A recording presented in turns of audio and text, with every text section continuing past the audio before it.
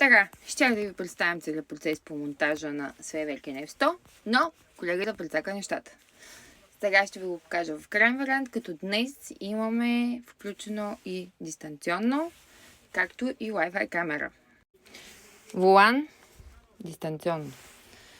Ето, съответно вече е настроена, калибрирана е. Както виждате, зарязаха е така. Това е Wi-Fi камерата, която работи и в момента. Ето е камерката, която показва нещата в реално време отзад, за да ви го покажа. Ето камерата, какво трябва да покаже. Ето и реално. Какво виждате? Дистанционното е Easy Control, което ви позволява съответно да си контролирате абсолютно целият автопилот с него. Така, и ако се чуете, Cam 73, който се взема в втория автопилот. Защото, не работи и не улеснява живота. Прецизност, която може да получите на достъпна цена от Svea Velken GPS автопилоти България. Благодарим за доверието.